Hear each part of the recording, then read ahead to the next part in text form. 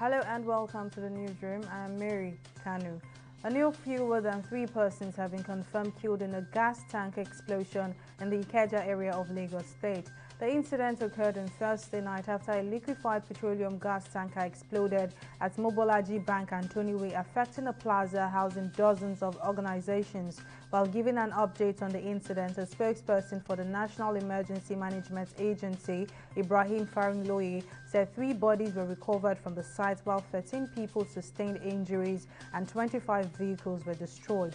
Farinloye noted that the Commissioner of Police, Hakeem Odumosu, led a team of policemen to the scene on Friday in a bid to restore normalcy in the area.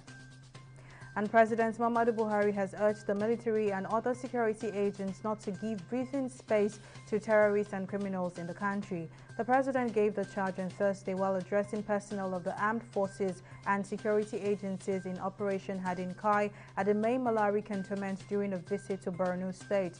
Buhari also said the nation owes a debt of gratitude to military men and women and security agencies currently tackling insecurity in the country. And the governor of Oyo State, Seyi Makinde, has condemned the recent violence in Iwo Road axis of Ibadan, which led to the death of 2 persons. The governor, who toured the affected areas, said the government would bring perpetrators of the act to book. Makinde also described the occurrence as unfortunate, adding that his government has ordered investigations into the violent act. And the administration of U.S. President Joe Biden has announced plans to spend $3.2 billion to accelerate the development and discovery of antiviral treatments against COVID-19 and future threats. According to Biden, the plan will help accelerate clinical testing for oral antiviral pills currently under various stages of development. He also added that antiviral medication can also act as an important line of defense against emerging variants of concern that evade the protective action of current generation vaccines. The International Monetary Fund (IMF) has expressed concerns about Nigeria's move to renew fuel subsidies.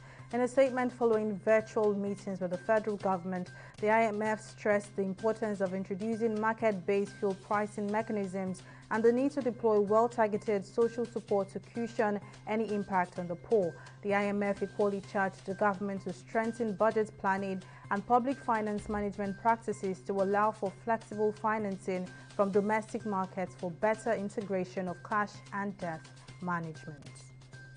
And in international news, the former president of Ivory Coast, Laurent Gbagbo, returned to his country on Thursday, a decade after his refusal to concede defeat in a presidential election that sparked months of violence that left more than 3,000 people dead. Gbagbo was extradited to the International Criminal Court at The Hague in 2011 and spent 8 years awaiting trial on war crime charges. A judge acquitted him in 2019, saying prosecutors had failed to prove their case, but the verdict was later appealed and upheld. The ex-president and 3 of his former ministers were sentenced to 20 years in prison. And in sports, tennis star Naomi Osaka has announced her withdrawal from Wimbledon to take some personal time with friends and family.